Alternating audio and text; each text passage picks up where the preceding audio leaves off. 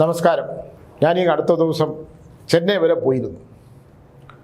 അപ്പോൾ റെയിൽവേ സ്റ്റേഷനല്ല, എയർപോർട്ടിൽ വെച്ച് തിരിച്ചു വരുമ്പോൾ ഒരു ചെറുപ്പക്കാരൻ ഓടി വന്ന് എൻ്റെ കയ്യിൽ ഇങ്ങനെ പിടിച്ചു. സ്വാമി, ഞാൻ DNA പരിപാടിയൊക്കെ കാണുന്നുണ്ട്, എനിക്ക് സ്വാമിയെ കാണാൻ വേണ്ടിയിട്ട്. അപ്പോൾ ഞാൻ പറഞ്ഞു 21 ഈ മാസം ഒരു ദിവസമായിരുന്നു, ഇപ്പം ആൾ കൂടിയാണ് 2 ദിവസമാക്കി. 21, 22 നമ്മുടെ പത്മനാഭ തിയേറ്ററിൻ്റെ പുറകിലുള്ള മാടങ്കോവിലുണ്ടാവും. നിങ്ങൾ വരുമ്പോൾ വീടിൻ്റെ തെക്ക് ഭാഗത്തുനിന്ന് ഒരു പിടി മണ്ണും ഒരു തേങ്ങയും കൊണ്ടുവരണം, ലക്ഷണം ഒന്ന് നോക്കാനാണ് ഭൂമിയുടെ എന്ന് പറഞ്ഞു. അപ്പം ഞാൻ മാത്രം വന്നാൽ മതിയോ എന്ന് ചോദിച്ചു. ഞാൻ പറഞ്ഞത് നിങ്ങൾ കുടുംബത്തോട് വേണമെങ്കിൽ വന്നാൽ നല്ലത്, കാരണം ഭാര്യയും ഭർത്താവിൻ്റെയും പൂർവ്വജന്മം എടുക്കണം. ഈ ജന്മത്തിലെ പ്രശ്നങ്ങളല്ല, പൂർവ്വജന്മ വിഷയങ്ങൾ എടുത്താൽ മാത്രമേ നമുക്ക് ഈ ജന്മത്തിൽ ഇപ്പോഴത്തെ ഒരു അവസ്ഥ എടുക്കാൻ പറ്റൂ. ചിലത് കണ്ടുപിടിക്കാൻ പറ്റും, ചിലത് പറ്റില്ല, കണ്ണയച്ചില്ല, ചിലത് പറയില്ല. പക്ഷേ തേങ്ങയുടെ ലക്ഷണവും മണ്ണിൻ്റെ ലക്ഷണവും വെച്ച് നമുക്ക് പറയാൻ പറ്റും. ഉദാഹരണത്തിന് ഞാനിപ്പോൾ കഴിഞ്ഞ ദിവസം തലക്കാവേരി പോയി. ഞാനുണ്ട്, നമ്മുടെ കാളിദാസ തിയേറ്റർ, കാട്ടാക്കട കാളിദാസ തിയേറ്ററിലെ അനിലുണ്ട്, അവരുടെ ഫുൾ ഫാമിലിയുണ്ട്, ടീച്ചറുണ്ട്, പുറകിൽ പ്രൊഡ്യൂസറും എൻ്റെ ഇപ്പോൾ ഈ തമിഴ് പടം വലിയ പടമാണ്, ആ സിനിമ ചെയ്യുന്ന പ്രൊഡ്യൂസറും അദ്ദേഹം വലിയ വ്യവസായിയാണ് സിംഗപ്പൂരിൽ, അദ്ദേഹത്തിൻ്റെ മകനുമുണ്ട്. അപ്പോൾ ഞാൻ പറഞ്ഞ തലക്കാവേരി നമ്മൾ ഈ പടം ഹൊറർ താന്ത്രിക് സിനിമയാണ്, ഹൊററാണ്, ഭയങ്കര ഹൊററാണ്. അപ്പോൾ നമ്മളിത് തുടങ്ങുന്നതിന് മുമ്പ് 2-3 കാര്യങ്ങൾ ചെയ്യണമെന്ന് പറഞ്ഞാൽ ഞാൻ തലക്കാവേരി പോയി നമ്മൾ എന്നെ പിടിച്ച് മുക്കുകയൊക്കെ ചെയ്യും. അപ്പോൾ ഇത് കഴിഞ്ഞാൽ ഞാൻ സാധാരണ എല്ലാവരോടും പറയും, കുക്കി സുബ്രഹ്മണ്യ ക്ഷേത്രത്തിൽ പോയി സർപ്പസംസ്കാര പൂജ. ഏതെങ്കിലും നാട്ടിൽ എപ്പോഴെങ്കിലും ഏതെങ്കിലും ജന്മത്തിൽ നമുക്ക് നാഗദുരിതമായിട്ട് ബന്ധപ്പെട്ട് നാഗത്തെ നശിപ്പിക്കുകയൊക്കെ ചെയ്തിട്ടുണ്ടെങ്കിൽ അതിന് പരിഹാരമായിട്ട് സർപ്പസംസ്കാര പൂജ. ഇപ്പോൾ 1000 പേരുണ്ടെങ്കിലും 1000 പൂജാരിമാരാണ്.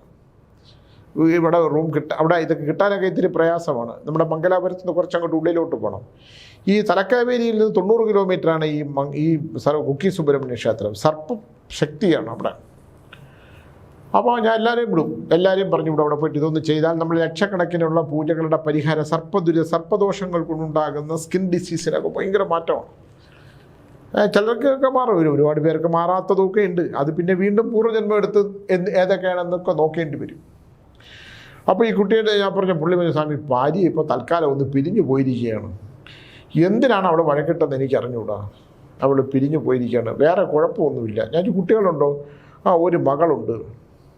അവിടെ ഇന്ന നക്ഷത്രമാണോ കുട്ടി? അതെ, ഇന്ന നക്ഷത്രമാണ്. ഞാൻ കുറച്ചു നേരം നമ്മുടെ എയർപോർട്ടിലാണ്. ഞാൻ പറഞ്ഞു വരൂ, ഞാനത് നോക്കട്ടെ എന്ന് പറഞ്ഞു. ഇന്നലെ രാത്രി പുള്ളി എന്നെ വിളിച്ചിരുന്നു, ഭാര്യ വരൂല. അപ്പോൾ ഞാൻ ഭാര്യയ്ക്ക് നിങ്ങളെ വേണ്ടേ? അതെനിക്ക് അറിഞ്ഞൂടാ സ്വാമി, ഭാര്യ വരത്തില്ല. എന്നാൽ നിങ്ങൾ വരൂ. അത് 2-3 കാര്യം അദ്ദേഹത്തിനോട് ചോദിച്ചു. അപ്പം നിങ്ങളുടെ വീട് ഇതല്ലേ? അതെ. നിങ്ങളുടെ വീടിൻ്റെ തെക്കുഭാഗത്താണല്ലോ കാരണവന്മാരെ നാഗങ്ങളെ വയ്ക്കുന്നത്. അവിടെ ഒരു സർപ്പവുമായിട്ട് ബന്ധപ്പെട്ട ക്ഷേത്രം വലുതും ഉണ്ടായിരുന്നു. ക്ഷേത്രമില്ല, പിന്നെ ഒരു നാഗഗന്ധർവൻ്റെ ഒരു സാന്നിധ്യമുള്ള ഒരു കാവ് പോലെ ഉണ്ടായിരുന്നു. എന്നിട്ട് കുടുംബക്കാരെ, അച്ഛനും ഞങ്ങളൊക്കെ ഈ കുടുംബമൊക്കെ കൊണ്ട് ഭയങ്കര വിശ്വാസമാണ്. പക്ഷേ ബാക്കിയുള്ള ബന്ധുക്കൾക്കൊന്നും ദൈവവിശ്വാസമില്ല. അവർ കമ്മ്യൂണിസ്റ്റുകാരാണ്. കമ്മ്യൂണിസ്റ്റുകാർ തലയെ മുണ്ടിട്ടുകൊണ്ട് അമ്പലങ്ങളിൽ വരുന്ന വലിയ നേതാക്കന്മാരെ ഞാൻ കണ്ടിട്ടുണ്ട്. എൻ്റെ അടുത്ത് വരുന്നവരുണ്ട്. നമ്മൾ ശബരിമല എടുത്താൽ തന്നെ അറിയാം. ഈ വിശ്വാസ പ്രമാണങ്ങളെ തള്ളിപ്പറയുകയല്ല വേണ്ട. വിശ്വാസ പ്രമാണങ്ങൾ, ശാസ്ത്രം എത്രത്തോളം വളർന്നാലും ഭൂമിയിൽ അടിയുറച്ചു പോയ ആൽമരത്തിൻ്റെ വേരുകൾ തന്നെ ഭൂമിയുടെ ഉള്ളറകളിലേക്ക് ചെന്ന് ആ ഭൂമിയുടെ ഞരമ്പുകളിൽ ബന്ധിച്ച് കിടക്കുന്ന വലിയ വിശ്വാസ പ്രമാണങ്ങളുണ്ട്. അപ്പോൾ ഇവരെല്ലാം കൂടെ ചേർന്ന് ഒരു വലിയ കേരളത്തിലെ ഒരു വലിയ പുരാതനമായ ഒരു സ്ഥലത്ത് പോയി ഇതിനെല്ലാം ആവാഹിച്ചുകൊണ്ട് പോകണം എന്ന് പറഞ്ഞു. ഇവർ ആവാഹിച്ചുകൊണ്ട് പോയപ്പോൾ നല്ല തിരുമേനിമാരാണ്. ഞാനത് ആലോചിക്കുക, വലിയ പ്രശസ്തമായിട്ടുള്ള ഈ നാഗബന്ധമുള്ള ആളാണ്. അവർ വന്നപ്പോഴേ പറഞ്ഞു, പ്രശ്നം വെച്ചിട്ട് നിങ്ങളിത് ആവാഹിക്കാതിരിക്കണം, ഇതിനെ ബന്ധനം ചെയ്യാൻ പറ്റില്ല, ഇത് കൊണ്ടുപോകാനും പറ്റില്ല, ഇതിൻ്റെ കളം വിട്ട് പുറത്തോട്ട് പോവില്ല, ഇവിടെ നൂറ്റാണ്ടുകൾ പഴക്കമുള്ള ചില വിഷയങ്ങളുണ്ട്, അതുകൊണ്ട് ഇത് വേണമോ? അപ്പം തിരുമേനി പൈസ എത്രയെന്ന് വെച്ചാൽ പറഞ്ഞാൽ മതി, ഞങ്ങൾക്ക് ഇതൊന്നും മെയിൻറ്റെയിൻ ചെയ്യാനോ നോക്കാനുള്ള വലിയ കാരണവന്മാർ, വലിയ കമ്മ്യൂണിസ്റ്റ് ആചാര്യന്മാർ, നമുക്കിതൊന്നും പറ്റില്ല, ഇതിനെയൊക്കെ എടുത്തുകൊണ്ട് എവിടെയെന്ന് വെച്ചാൽ കളയണം. എതിർക്കാൻ പറ്റാത്ത സാഹചര്യത്തിൽ അല്ലെങ്കിൽ അംഗബലം കൂടുതലുണ്ടായിരുന്നത് കൊണ്ട് എതിർക്കാൻ പറ്റാത്ത ആൾക്കാർ നിശബ്ദരായി കേട്ടു നിന്നു. ഇവരിതെടുത്തിട്ട് മുമ്പിലോട്ട് നടന്നിട്ട് ഞങ്ങളെ തിരിഞ്ഞു നോക്കില്ല, ഞങ്ങളെ വിളിക്കുകയും ചെയ്യരുത്. പക്ഷേ ഇത് ഇവിടുന്ന് പോകില്ല, ഇത് അബദ്ധമാണ്, ഞങ്ങൾ ഒരുപാട് സ്ഥലത്ത് എടുത്തിട്ടുള്ളതാണ്, ഇത് അബദ്ധമാണ്. ഞാനാണെങ്കിൽ എടുക്കില്ല.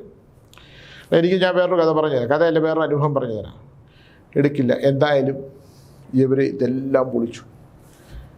ആലോചിച്ച് നോക്കണം, അവിടെ ഇരുന്ന നാഗയക്ഷിയെയും നാഗരാജാവിനെയും ചിത്രകൂടക്കല്ലും ഹൃദയം നടുങ്ങിപ്പോയി എന്നാണ് പറയുന്നത്. അതിനെങ്ങനെ വലിച്ച് അവർ കർമ്മങ്ങളൊക്കെ ചെയ്ത് എടുക്കുകയാണെങ്കിൽ ഇത് എടുക്കണ്ടേ? ഇപ്പോൾ ഒരാൾ കുറേ കാലം ഇരുന്ന ഒരു കസേര, ആ കസേര അയാളുടേതാണല്ലോ. ഇപ്പോൾ നമ്മുടെയൊക്കെ പൂർവികരുടെ ഞാൻ പലയിടത്തും ചെല്ലുമ്പോൾ ഇത് അപ്പൂപ്പൻ ഇരുന്ന കസേരയാണ്. അപ്പൂപ്പൻ്റെ കാലശേഷം ചിതൽ പിടിച്ചൊക്കെ അവിടെ കിടക്കും, പക്ഷേ അത് അപ്പൂപ്പൻ ഇരുന്ന കസേരയാണ്. അതുപോലാണ് ഈ നാഗന്മാർ ഇരുന്ന തറ, നാഗത്തറ. എന്തിനാണ് ഇപ്പം എൻ്റെ അടുത്ത് അങ്ങനെ വെച്ച് സ്വാമി എപ്പോഴും നാഗങ്ങളെ കുറിച്ച് പറയുന്നത്. ചൈനയിലെ നാഗങ്ങളെ പോലെയാണ് ഇവിടുത്തെ. ചൈനയിലെ നാഗങ്ങളെ നമ്മുടെ ഈ മക്രോണി ചാള ഇങ്ങനെ വാരിയെടുക്കണ പോലെ എടുക്കാം. അതൊക്കെ മാംസം അതിനു വേണ്ടി ഉണ്ടാക്കിയെടുക്കുന്ന അങ്ങനെയുള്ള വർഗത്തിൽപ്പെട്ടതാണ്. പക്ഷെ ഇവിടെ ഉള്ളത് അതാണോ? നമ്മുടെ അനന്തനും വാസുയും ശേഷനും പപ്പനാവനും നഞ്ചനും കമ്പലിനും കാർക്കോടകനുമൊക്കെ എട്ടടി വീരനുമൊക്കെ ഒറ്റ കൂത്തിന് തീരും. അപ്പോൾ അങ്ങനെയുള്ള വിഷപ്പാമ്പുകൾ, നമ്മുടെ ബാബാ സുരേഷിനെയൊക്കെ ഞാൻ ബഹുമാനിച്ചു പോവുകയാണ് അറിയാതെ. അങ്ങനെ ഘോര നാഗങ്ങളെ എൻ്റെ അതിഥി എവിടെ ഉണ്ട്? ബാബാ സുരേഷിൻ്റെ മണമടിക്കുമ്പം നാഗങ്ങൾ അവൻ്റെ കൂടെ പോകാൻ തയ്യാറാവും. നമ്മുടെ വളരെ സുഹൃത്താണ്, വളരെ ആത്മാർത്ഥ സുഹൃത്താണ് ഇനി ബാബാ സുരേഷ്. ഭയങ്കര ഇഷ്ടമാണ്. ഞാൻ അദ്ദേഹത്തിന് എന്നും പ്രാർത്ഥിക്കാം, അത് അപകടങ്ങളൊന്നും ഉണ്ടാകരുത്. ചിലപ്പോൾ എനിക്ക് ഭയം തോന്നും, ഞാൻ ചിലപ്പോൾ വിളിച്ച് പറയും സൂക്ഷിക്കണം, ഈ ആഴ്ച ഗ്രഹണം മാത്രമല്ല, നാഗങ്ങൾ ശക്തി പ്രാപിച്ച് വിഷം ചീറ്റിക്കളയുന്ന സമയമാണ്, അബദ്ധങ്ങൾ ചെയ്യരുതെന്ന് നമുക്ക് തോന്നും. പ്രാർത്ഥിക്കും. നമ്മുടെ പ്രാർത്ഥന നമ്മുടെ ഹൃദയബന്ധം ഉള്ളതുകൊണ്ടുള്ള പ്രാർത്ഥനയല്ലേ. ഞാൻ ഒന്നുകൂടെ പറയാം, ഞങ്ങൾ എന്നിട്ട് ഇവിടെ നിന്ന് ഈ കുളിച്ചിട്ട് വരുമ്പോൾ അവിടെ KTDC പോയിട്ട് തലക്കൈവരിയിൽ ഭക്ഷണം കഴിച്ചിട്ട് വരുമ്പോൾ ഞാൻ വിചാരിച്ചു തെങ്ങ് മറിഞ്ഞ് കിടക്കുകയാണ്. ഞങ്ങൾ 4-5 പേരുണ്ട്, എല്ലാവരും ഉണ്ട്. ഒരു കൂറ്റൻ പാമ്പ്, കരിനാഗം. ഞാൻ വണ്ടി നിർത്താൻ പറഞ്ഞു. വണ്ടി നിർത്തിയപ്പോൾ അത് വലത് സൈഡിൽ നിന്ന് ഇടത്തേക്ക് ഇഴഞ്ഞു പോകുന്നു. ദോഷം തീരാൻ ഇനിയിപ്പോൾ ബാക്കി പരിഹാരങ്ങൾ ചെയ്യണം. നമ്മൾ കാണുകയാണ് മുമ്പിൽ ഇപ്പോൾ 3-4-5 ദിവസമായിട്ടുള്ളൂ. അപ്പം നാഗം സാന്നിധ്യങ്ങൾ അറിയിക്കും, കാണിക്കും. ഇവിടെ ഈ വിളിച്ച അദ്ദേഹം ഇവരെല്ലാം എടുത്തുകൊണ്ട് പോയതിന് ശേഷം സംഭവിച്ചത്, ഒരു നാഗം സന്ധിക്ക് വന്ന് തലതല്ലി മരിച്ചു. നമ്മൾ അല്ലെങ്കിൽ ഇന്നത്തെ കാലഘട്ടത്തിലാണ്, ശാസ്ത്രം വളർന്നു നിൽക്കുന്ന കാലഘട്ടത്തിലാണ്. മെഡിക്കൽ സയൻസിൻ്റെ എംബ്ലം ഇണനാഗങ്ങൾ ഇങ്ങനെ പണമുയർത്തി നിൽക്കുന്നതൊക്കെ ചുമ്മാ ഉണ്ടാക്കിയതല്ല. നമുക്ക് തള്ളിപ്പറയാനും അന്ധവിശ്വാസം പറയാനും ഒക്കെ നമുക്ക് പറയാം. ചില പ്രത്യേക സഹോദരന്മാർ ഇതിൻ്റെ ഇടയിൽ വന്ന് മോശമായിട്ടുള്ള പദങ്ങൾ ഉപയോഗിക്കുന്നത് ഞാൻ കാണാതെയല്ല. ആ സഹോദരന്മാരോട് എനിക്ക് പറയാനുള്ളത്, വെറുതെ എന്തിനാണ് ശാപങ്ങൾ? നിങ്ങളുടെ ആ മതാടിസ്ഥാനത്തിലുള്ള ചില വിഷയങ്ങൾ എൻ്റെ അടുക്കൽ തന്നെ വരാറുണ്ട്. ഈ അടുത്ത കാലത്ത് അതിസുന്ദരിയായ ഒരു പെൺകുട്ടി വന്നിരുന്നു. ഞാൻ പറഞ്ഞു ഇതൊന്ന് കാല് ഒന്ന് കാണട്ടെ എന്ന് പറയുമ്പം അഴുകിപ്പോയിരിക്കണു. ഏത് ഈ പഴയ നാഗക്കാവുകൾ നശിപ്പിച്ച് അവിടെയൊക്കെ വീട് വെച്ചതിൻ്റെയൊക്കെ പരിണിത ഫലങ്ങളാണ്. നമുക്കൊന്ന് തള്ളിപ്പറയാനൊക്കെ എളുപ്പമാണ്. എന്തായാലും അതവിടെ നിൽക്കട്ടെ, ഞാൻ പറഞ്ഞു എന്നുള്ളതേ ഉള്ളൂ. വിശ്വസിക്കാതിരിക്കുന്നതിനെ വിശ്വസിക്കാതെ അങ്ങ് വിടാമല്ലോ. ഞങ്ങളിതൊന്നും വിശ്വസിക്കുന്നില്ല. ഇടയ്ക്ക് ശാസ്ത്ര സാഹിത്യ പരിഷത്തിൽ ഒരു വലിയ മഹാൻ വിളിച്ചിട്ടുണ്ട്, സ്വാമി ഇങ്ങനെയൊക്കെ അല്ലേ എന്ന്. എങ്ങനെ അയാൾ വിശ്വസിക്കട്ടെ, അയാളെ വഴിക്ക് പോട്ടെ. പക്ഷേ ഇവിടെ വിശ്വസിക്കുന്ന ഒരു വലിയ സമൂഹമുണ്ട്.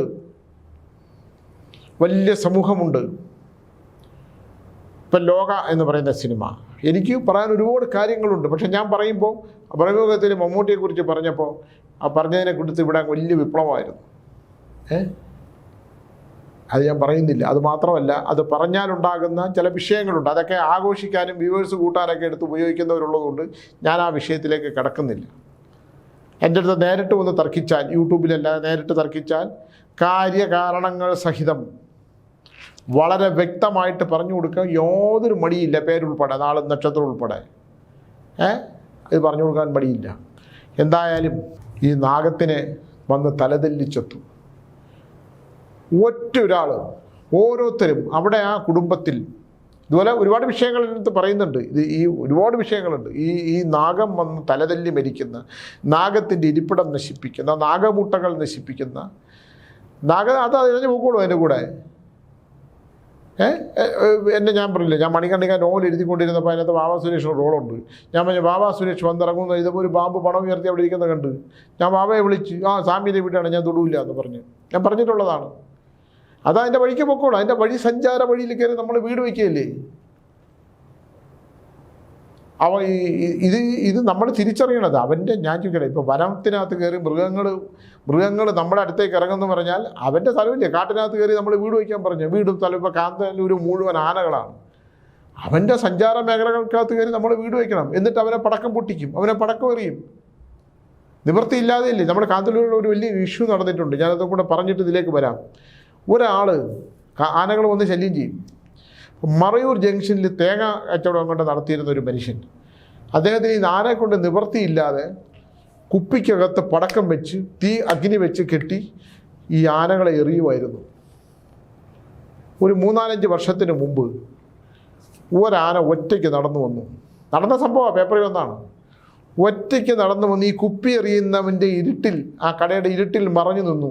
എന്നിട്ട് ഇവൻ ഒളിച്ചു നിന്ന്, ആന പോയി ഒളിച്ചു നിന്ന് അവൻ പുറത്തിറങ്ങുമ്പം അവനെ വലിഞ്ഞു കൊണ്ടുവന്ന് ആ ജംഗ്ഷനിൽ കൊണ്ടുവന്നു കൊന്നോളാൻ ചവിട്ടി പൊട്ടിച്ചിട്ട് പോയി. ആനയെ നശിപ്പിക്കാൻ ശ്രമിക്കുന്നവൻ്റെ ഗന്ധം ആനയ്ക്കറിയാം, അത് അപ്പം പിടിക്കും. നാഗത്തെ അടിച്ചു കൊല്ലുന്നത്, അടിച്ചു കൊന്നവൻ്റെയും കൊല്ലുന്നവൻ്റെയും നശിപ്പിക്കുന്നവൻ്റെയും ഒക്കെ ഗന്ധം, വാസന എന്ന് പറയും. എത്ര തലമുറ കഴിഞ്ഞാലും അതിനെ കാത്തിരുന്ന് ചെയ്തിരിക്കും. നാഗത്തിൻ്റെ പക, ആനയുടെ പക, ആനപ്പക എന്ന് പറയും. ഉണ്ണികൃഷ്ണൻ പുതൂരിൻ്റെ നോവലുണ്ട് ആനപ്പക, നമ്മൾ വായിക്കേണ്ടത്. ഇത് നമ്മൾ അറിയണം. നമ്മൾ പാമ്പിനെ അടിച്ചു കൊന്ന് അവൻ്റെ കാവൊക്കെ എടുത്ത് കളഞ്ഞ് വിളക്ക് വെച്ച്, ഒരു നേരമെങ്കിലും വിളക്ക് വെച്ച് സർപ്പമന്ത്രങ്ങൾ ജപിച്ചിരുന്ന ഒരു വലിയ തലമുറ നമുക്കുണ്ടായിരുന്നുകൊണ്ടാണ് നമ്മളിങ്ങനെ ഉത്തമത്തിൽ അംഗവൈകല്യമൊന്നും ഇല്ലാതെ ജനിച്ചത്, ഇങ്ങനെയൊക്കെ സംസാരിക്കാൻ പറ്റുന്ന ജനിച്ചത്. നമുക്ക് തോന്നുന്നു ഇതൊക്കെ ചുമ്മാ വെറും കല്ലുകളില്ലേ എന്ന് പറഞ്ഞ് പറക്കിയെടുത്ത് കളഞ്ഞാൽ ഉണ്ടാകാവുന്ന വിഷയങ്ങൾ, നാശങ്ങൾ. എന്തായാലും ഞാൻ ആ സ്ഥലത്തേക്കൊന്ന് പോയി. ഒരുപാട് പേരുടെ ഇതേ സെയിം വിഷയമുണ്ട്. നാഗം തലതല്ലി മരിച്ച് എനിക്ക് കഷ്ടം തോന്നി. ആ വീടിൻ്റെ ഒരു കിടപ്പ്, അതിൽ ഇത് ഏറ്റവും മുമ്പിൽ നിന്ന ആളിൻ്റെ മകൾ അപകടത്തിൽ മരിച്ചു. അദ്ദേഹം കാല് മുറിക്കപ്പെട്ട്, ഒരു കുഴപ്പമില്ലായിരുന്ന ആളാണ്, ഈ വലിയ ആചാരം പറഞ്ഞിരുന്ന ആളിൻ്റെ കാല് മുറിക്കപ്പെട്ട് മലമൂത്ര വിസർജനങ്ങളിൽ കിടന്ന് മരിച്ചു. അവിടെ ആരൊക്കെയാണോ ഇതിൽ നിന്ന് പണം സ്വന്തമാക്കാൻ ശ്രമിച്ചവർക്കെല്ലാം തന്നെ നാഗദുരിതങ്ങളിൽപ്പെട്ടുള്ള ഭീകരമായിട്ടുള്ള ദുരന്തങ്ങളിൽപ്പെട്ട് മരിച്ചു. ഈ അടുത്ത തലമുറ ഇത് അനുഭവിച്ചുകൊണ്ടിരിക്കുകയാണ്. സ്കിൻ ഡിസീസ് വരിക, ഇത് വേണമെങ്കിൽ പറയാം, സ്കിൻ ഡിസീസ്. അവിടെ പോയിട്ടൊരു മരുന്ന്, സ്കിന്നിൻ്റെ ഡോക്ടറെ കണ്ടാൽ മരുന്ന് കിട്ടും. ഒരു സ്കിൻ ഡോക്ടർക്കും രക്ഷപ്പെടുത്താൻ പറ്റില്ല. ഇതിന് നമ്മൾ പൂർവ്വജന്മത്തിൽ എന്ത് കാരണങ്ങൾ കൊണ്ടാണ് ഇത് സംഭവിച്ചു എന്ന് തിരിച്ചറിഞ്ഞിട്ട് ആ സംഭവിച്ചതിന് നമ്മൾ ചെയ്യേണ്ട ചില പരിഹാരങ്ങളുണ്ട്. പൂജ പരിഹാരങ്ങളെക്കാൾ കൂടുതലുള്ള ചില വിഷയങ്ങളുണ്ട്. പൂജയൊന്നും കൊണ്ട് ഇതൊന്നും മാറത്തില്ല. നാഗമന്ത്രങ്ങൾ ജപിക്കുകയും നാഗസ്തോത്രങ്ങൾ ചെയ്യുകയും നാഗത്തിൽ ഏത് നാഗത്തെയാണോ നമ്മൾ കൊലപ്പെടുത്തിയതും ഇങ്ങനെയൊക്കെ ചെയ്തത്, തലതല്ലി മരിച്ച നാഗത്തിൻ്റെ കാരണക്കായവരുടെ തലമുറകളില്ലാതായി പോകും. ഇപ്പം ഞാൻ ഈ കഴിഞ്ഞ ദിവസം മുറിപ്പാലത്തടി മാടന്തമ്പുരാൻ്റെ അവിടെ പന വെട്ടിയതിനെ കുറിച്ച് എഴുതി. അവിടെ ഒരുത്തൻ എന്നെ ഒരാൾ, ഒരു വലിയ മഹാനാണ്, എൻ്റെ താഴെ എഴുതിയിട്ടുണ്ട്, ഞങ്ങളുടെ വീട്ടിലൊരു 10 പന നിൽപ്പുണ്ടെന്ന്. എന്നാൽ നമ്മൾ പോയി അങ്ങോട്ട് വെട്ടിക്കൊടുക്കാൻ. ഇങ്ങനെയൊക്കെ പറയുന്നവരെ കുറിച്ചൊന്നും ഒന്നും പറയാനില്ല. നമ്മളത് കണ്ടില്ലാതെ നടിക്കാനേ പറ്റുള്ളൂ. നാഗപരിഹാരങ്ങൾ, നാഗത്തിനെ സംബന്ധിച്ചിട്ടുള്ള വിഷയങ്ങൾ, 7000 കോടി നാഗങ്ങളും 72,000 നാഡീഞരമ്പും സ്ഥിതി ചെയ്യുന്ന മനുഷ്യ ശരീരത്തിൽ നാഗധ്വംസനം ഏറ്റുകഴിഞ്ഞാൽ, നാഗക്ഷതം, അടുത്ത ഒരു ഹൈന്ദവ വിശ്വാസമുള്ള ഒരു ചെറുപ്പക്കാരനെ പോലീസ് പിടിച്ചു. പോലീസിൻ്റെ കഥകളിലേക്ക് ഞാൻ പറയണ്ടെന്ന് വിചാരിച്ച് മാറി നിൽക്കുന്നതാണ്. നിസ്സാര കുറ്റമാണ്. സാറേ ഞാൻ എന്ത് കുറ്റമാണ് ചെയ്തത് ചോദിച്ചു. ഞാൻ എന്ത് കുറ്റമാണ് ചെയ്തത്? നീ കൂടെ വർത്താനമൊന്നും പറയണ്ട. പിടിച്ചോണ്ട് പോയി സ്റ്റേഷൻ രാവിലെ മുതൽ വൈകുന്നേരം വരെ നിർത്തി. അവൻ പറഞ്ഞ വൈകുന്നേരമായപ്പം, സാറേ ഞാനിതുണ്ടല്ലോ, ഇത് വലിയ പ്രശ്നം ഉണ്ടാക്കും, ഞാനിത് ചാനലിൽ പറയും, ഞാൻ നിങ്ങൾക്കെതിരെ കേസ് കൊടുക്കുമെന്ന്.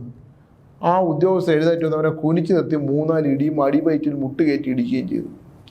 അയാൾ പറയുന്നത് അവിടെ നിന്നെടുത്ത് തന്നെ പുള്ളി സകലതും കഴിഞ്ഞു. അവിടെ നാഗക്ഷതം ഉണ്ടായിട്ടുണ്ട്. നാഗത്തിൻ്റെ ക്ഷതം മനുഷ്യ ശരീരത്തിലെ മർമ്മങ്ങളിൽ കുടികൊള്ളുന്ന നാഗത്തിന് ക്ഷതം സംഭവിച്ചത് ആരാണോ ആ ക്ഷതം കൊണ്ട് അവനുണ്ടാക്കിയതിനേക്കാൾ കൂടുതൽ ആർക്കാണോ ഈ ക്ഷതം ഉണ്ടാക്കി കൊടുക്കാൻ പറ്റി, ആർക്കാണ് ഈ ക്ഷതം സംഭവിപ്പിച്ചത്? മൂന്നാം തലമുറയിൽ അംഗവൈകല്യം, മന്ദബുദ്ധിമാന്ദ്യം, നാഗക്ഷതം സംഭവിച്ച കുട്ടികൾക്ക് വിളർച്ചയുണ്ടാകുക. നമ്മൾ പുറകിലോട്ട് എടുക്കുമ്പോൾ ഞാൻ നോക്കുന്നതില്ലേ, ഞാൻ കാണുന്നതില്ലേ ഇത്തരം ഭാവന. ഇപ്പം കാക്കി വസ്ത്രത്തിൻ്റെ കൊണ്ടുകൊണ്ട് പോയി ചെന്ന് ഇതൊക്കെ ചെയ്യും. കാരണം ഒന്നും ചെയ്യാൻ പറ്റില്ല. സാധാരണക്കാർ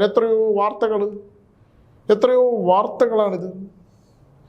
രാഷ്ട്രീയ നേതാക്കന്മാരുടെ ഇഷ്ടത്തിന് നിന്നില്ലെങ്കിൽ ഇതിപ്പോൾ ചെറുപ്പക്കാരൊന്നും നിന്നില്ല. അവൻ ധിക്കാരപരമായി സംസാരിച്ചു എന്നുള്ളതാണ്. പിടിച്ചുകൊണ്ടുവന്നൊരു പോലീസ് അയാൾ എന്താണെന്ന് പോലും നോക്കിയില്ല. പിടിച്ചെടുത്ത് കൂടിച്ചെടുത്ത് 4-4 ഇടിയും, അടിവയറ്റിൽ മുട്ടുകയറ്റി ഒരു ഇടിയും. ചെറുപ്പക്കാരൻ്റെ ജീവിതം പോയില്ലേ.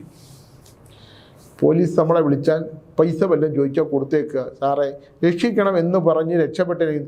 ഇവിടുത്തെ ഒരു കോടതികളിലും നമ്മൾ പോയാൽ കേസ് കൊടുത്താൽ അത് അവിടെ കിടക്കും. ഇപ്പം എൻ്റെ ആശ്രമം നശിപ്പിച്ചതിന് ഞാനൊരു കേസ് കൊടുത്തു ഒരു യൂട്യൂബർക്കെതിരെ. കുറേ ആൾക്കാരൊക്കെ ഉണ്ട്. 4 വർഷമായി.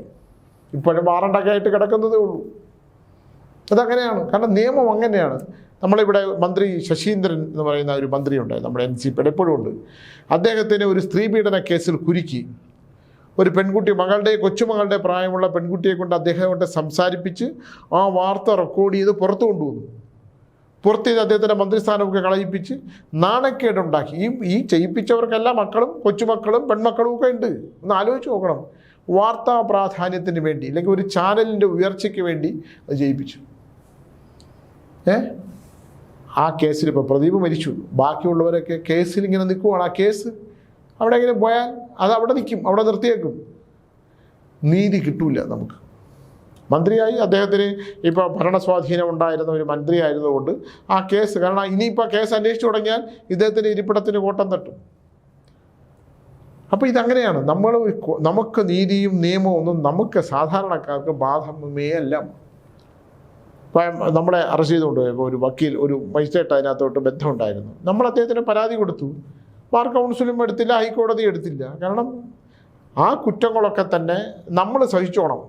ഇവിടെ സാധാരണക്കാരന് നീതിയില്ല. ഇതിൻ്റെയൊക്കെ പരിണിതഫലം എപ്പോഴാണ്? 2-3 തലമുറകൾ കഴിയുമ്പോൾ, അവൻ്റെ സന്താന പരമ്പരകൾ വരുമ്പോൾ അവനുണ്ടാകുന്ന ദോഷദുരിതങ്ങൾ സഹിക്കാൻ പറ്റാതെ അവൻ്റെ ജീവിതത്തിൻ്റെ അവസാന കാലം ഉണ്ടല്ലോ, ഈ ഇരിപ്പിടമൊക്കെ കോട്ടൊക്കെ ഊരി വെച്ച് നടക്കുന്ന അവസാന കാലം, ഈ മുട്ടുകയറ്റി ഇടിച്ചവനും അച്ഛനും അമ്മയ്ക്കും വിളിച്ചവനും അവൻ്റെ ശാപമുണ്ടല്ലോ, ഈ ഇടി കൊള്ളുന്നവൻ്റെ ഒരു ശാപമുണ്ടല്ലോ. ഇപ്പം പോലീസുകാർക്കെതിരെ പോലീസ് എന്തൊരു നല്ല പോലീസ് ഉദ്യോഗസ്ഥന്മാർക്ക് പോലും ഇറങ്ങി വെളിയിലേക്ക് നിൽക്കാനായിട്ട്. ഇപ്പോൾ പോലീസ് എൻ്റെ അടുത്ത് ചൊല്ലി പറയും, സാറേ സ്വാമി മകളുടെ കല്യാണമാണ്, ഒന്നും അങ്ങോട്ട് ശരിയാവണില്ല. എങ്ങനെ ശരിയാവും? കല്യാണമല്ല ശരിയാവാത്ത, കല്യാണം കഴിഞ്ഞ് ജനിക്കുന്ന കുട്ടികൾക്ക് വരുന്നത്. നമുക്കൊരാളെ തല്ലാനും കൊല്ലാനുമുള്ള അവകാശങ്ങളൊന്നുമില്ല. നാഗക്ഷതം ഏൽപ്പിച്ച് കിടക്കുന്ന ഉദ്യോഗസ്ഥന്മാർക്ക് ജയറാം പടിക്കൽ കണ്ടില്ലേ, അനുഭവിച്ച് തീർത്ത്. ലക്ഷ്മണ അവസാനം ജയിലിൽ കിടന്നു, വർഗീസിനെ വെടിവെച്ച് കൊന്നു. ചരിത്രങ്ങളൊക്കെ ഇല്ലേ, നമ്മൾ എടുത്തു നോക്കൂ പുറകിലോട്ട്. നവാബ് രാജേന്ദ്രന്, കരുണാകരന്, കരുണാകരൻ ചെയ്യാവുന്നതിൻ്റെയൊക്കെ പരമാവധി ചെയ്ത് അന്ന് ഈ കമ്മ്യൂണിസ്റ്റ് പാർട്ടിക്കാർ ശരിക്കും പറഞ്ഞാൽ രാജേന്ദ്രനെ സംരക്ഷിച്ചു. അവരിപ്പോൾ ചെയ്യുന്നത് എന്താണ്? അപ്പോൾ അത്തരത്തിലുള്ള പോലീസ് ഉദ്യോഗസ്ഥന്മാരെ പിരിച്ചുവിടണം സർവീസിൽ നിന്ന്. ഈ ധിക്കാരപരമായും അനീതിക്കുമൊക്കെ കാണിച്ചു കൂട്ടി ചെയ്യുന്ന ഈ ദോഷങ്ങൾ. അല്ല, ഒരു അമ്മ, പോലീസുകാരൻ്റെ ഭാര്യ, ഒരു വൈഫ് എന്നെ വിളിച്ചു, പോലീസ് ഉദ്യോഗസ്ഥൻ്റെ വൈഫ്. സ്വാമി ഇങ്ങനെ പോലീസുകാർക്ക് ദോഷം ഉണ്ടാകും എന്നൊക്കെ പറയും. ഞാൻ പറഞ്ഞത് ശരിയാണല്ലോ. പോലീസുകാർക്കെന്നല്ല, നമ്മളൊരാളെ, ഒരു പട്ടിയെ തല്ലിക്കൊന്ന ഒരാൾ, പട്ടി കുരയ്ക്കുന്ന പോലെ കുരച്ചയാൾ ചത്തു, പേയൊന്നുമില്ല. ഒരു ഒലക്കെടുത്ത് പട്ടി കുരന്ന് ഭയങ്കര ബഹളം ഉണ്ടാക്കിയപ്പോൾ ഒരു സാധനമെടുത്ത് ഒറ്റയടി കമ്പി, അവസാനം പട്ടി കുരയ്ക്കുന്ന പോലെ കുരച്ചു. കോഴിയെ കൊല്ലുന്ന ഒരാളാണ് ഈ അടുത്ത കാലത്തുണ്ടായിരുന്നത്. കോഴിയെ പോലെ ഇങ്ങനെ, കോഴി കൊക്കരയ്ക്കുന്ന പോലെ സംസാരിക്കണേ, സ്വാമി എന്ന് പറയും. കാലം കൊടുക്കുന്ന ശിക്ഷകളുണ്ട്, കാലം കൊടുക്കുന്നത്. നമ്മൾ സ്വയം പരിവർത്തനം ചെയ്യുക, സ്വയം ശുദ്ധിയാകുക, സ്വയം പരിവർത്തനം ചെയ്യുക.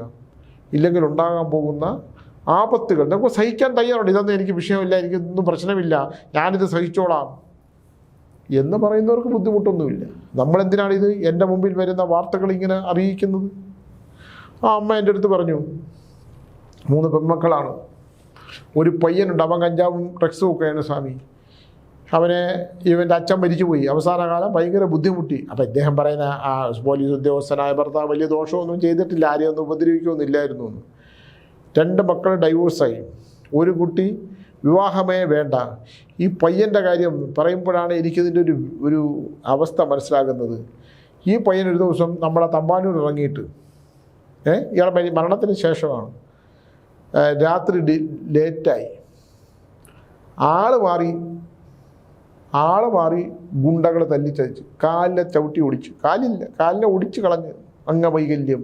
ഇപ്പോൾ നമ്മൾ പുറകിലോട്ട് എടുക്കണം. ഞാൻ പറഞ്ഞു, അമ്മ ഇദ്ദേഹം പറഞ്ഞു, അയ്യോ അദ്ദേഹം ആരെയൊന്നും ഉപദ്രവിച്ചായിട്ട് എനിക്കറിയില്ല സ്വാമി, ഇവൻ്റെ കാലെല്ലാം ഒടിഞ്ഞു പോയി, ഇവന് നേരെ നടക്കാനൊന്നും പറ്റില്ല, എന്തെങ്കിലും ഒരു മാർഗമുണ്ടോ? എന്ത് മാർഗം? കാലൊടിഞ്ഞു പോയാൽ കാലിന് പകരം ഒടിഞ്ഞ കാലുമായിട്ട് ബാക്കിയുള്ള ജീവിതം അങ്ങനെ ജീവിക്കാനല്ലേ പറ്റൂ. അംഗവൈകല്യം വന്നു നിന്നും പൂജ പരിഹാരങ്ങൾ കൊണ്ടും ശസ്ത്രക്രിയ ചെയ്താൽ ഒരു കമ്പിയൊക്കെ ഇട്ട് വിടും. അപ്പോൾ കമ്പിയായിട്ട് ജീവിക്കണം എന്നുണ്ട്. കുറേ കാലം കഴിഞ്ഞ് അതായത് മാംസത്തോടൊക്കെ ചേരുന്നതിന് മുമ്പ് പൊളിച്ചു കളയും. അതുകൊണ്ട് ഈ കർമ്മങ്ങൾ, ചെയ്യുന്ന കർമ്മങ്ങൾ കുറിച്ച് വളരെ ശ്രദ്ധാലുവായി ചെയ്തില്ലെങ്കിൽ, പ്രത്യേകിച്ച് പോലീസ് ഉദ്യോഗസ്ഥന്മാരോട് എനിക്കൊന്നുകൂടെ പറയാനുള്ളത്, നിത്യേന വരുന്ന വാർത്തകളെക്കുറിച്ചൊന്നും പ്രതികരിക്കാനും ബോധത്തോടു ഇത് ഉണർത്തിയെടുത്ത് പോലീസുകാരെയൊക്കെ നല്ലതാക്കാനും അവർക്ക് നന്മയുണ്ടാകുന്ന കാര്യങ്ങളൊന്നും നമുക്ക് പറയാൻ പറ്റില്ല. അങ്ങനെയിട്ട് അവരൊന്നും കേൾക്കത്തുമില്ല. എത്ര പഠിച്ചാലും തീരാത്ത, എത്ര ചെയ്താലും തീരാത്ത പകയുള്ള, വസ്ത്രങ്ങൾ ശക്തി തരുന്ന ഈ ഒരു ഔദ്യോഗിക ജീവിതം കൊണ്ടുണ്ടാകുന്ന ദോഷം. റിട്ടയറായി കഴിഞ്ഞാൽ തീർന്നു. ഇത് ഊരി വെച്ച് കഴിഞ്ഞാൽ പിന്നെ അധികം പോകില്ല അങ്ങോട്ട്. ഈ കർമ്മങ്ങൾ ഇതൊക്കെ ചെയ്തവർ എന്നെ എത്ര ഈ കഴിഞ്ഞ ദിവസം കണ്ടവരൊക്കെ, സ്വാമി പോലീസുകാരെ കുറിച്ചൊന്ന് ചെയ്യണം, അവർ വാക്കിലുണ്ട് സ്വാമി, പോലീസുകാരുണ്ടല്ലോ ഒമാരെ കുറിച്ചൊന്ന് ചെയ്യുമോ സ്വാമി, ഒരു പറയുന്ന വാർത്തകൾ കേൾക്കണമെന്ന് ചുമ്മാതെ. ഞാൻ ചോദിക്കില്ല, ഈ ഡ്രൈവർമാർ, വണ്ടി ഓടിക്കാനല്ലേ പോലീസ് ഡ്രൈവർ ഉള്ളത്, അവനെന്തിനാണ് ആൾക്കാരെ ഇടിക്കുന്നത്? ഇപ്പോൾ തൃശ്ശൂരുള്ള ആ വിഷയത്തിനകത്ത് പോലീസുകാരാണ് അവനെ കോളറി പൊക്കിക്കൊണ്ട് ഇടിക്കുന്നത്. അയാൾക്ക് ആൾക്കാർ സിവിലിയൻസിനെ തൊടാൻ എന്ത് അവകാശമാണുള്ളത്? അയാൾ വണ്ടി ഓടി, ഡ്രൈവറല്ലേ ജോലി. ഇപ്പോൾ എന്നിട്ട് അവിടെ പിരിഞ്ഞ് വേറെ എവിടെയോ പോയി. ഇതൊക്കെ എവിടെ കൊണ്ട് തീർക്കും? വീട്ടിൽ ചെല്ലുമ്പോൾ ഭാര്യയും മക്കളും ഇങ്ങനെ വാ തുറന്ന് നിൽക്കുന്നത് കണ്ടിട്ടില്ലേ? അവർക്കിതിൽ ആഹാരം കഴിക്കുമ്പോൾ, അവർക്ക് ഒപ്പരുന്ന് ആഹാരം കഴിക്കുമ്പോൾ, ഞാൻ ഇന്ന് ഇവരെയൊക്കെ തല്ലി ചതച്ചിട്ടുണ്ട്, ഇടിച്ച് ചതച്ചിട്ടുണ്ട്, എനിക്ക് കുടുംബമുണ്ട്, ചെയ്തവനും കുടുംബമുണ്ട്, അവന് മാതാപിതാക്കളുണ്ട്, അവനെയും സഹോദരങ്ങളുണ്ട്.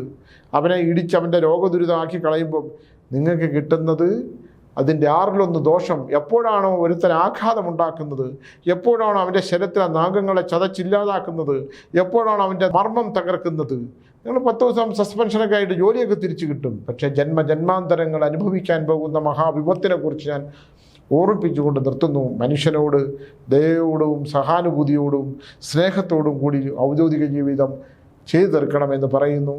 നാഗനിർമ്മിതമായ ശരീരത്തെ നശിപ്പിക്കാൻ ശ്രമിക്കാത്ത സന്തുഷ്ടമായൊരു ജീവിതവും എല്ലാ പോലീസ് ഉദ്യോഗസ്ഥന്മാർക്കും ഉണ്ടാകട്ടെ. അങ്ങനെ ക്രൂരമായിട്ട് ആൾക്കാരെ നശിപ്പിക്കാൻ ശ്രമിക്കുന്ന ഉദ്യോഗസ്ഥന്മാർക്ക് മാനസാന്തരം ഉണ്ടാകട്ടെ എന്ന് പറഞ്ഞുകൊണ്ട് നിർത്തുന്നു. നമസ്കാരം.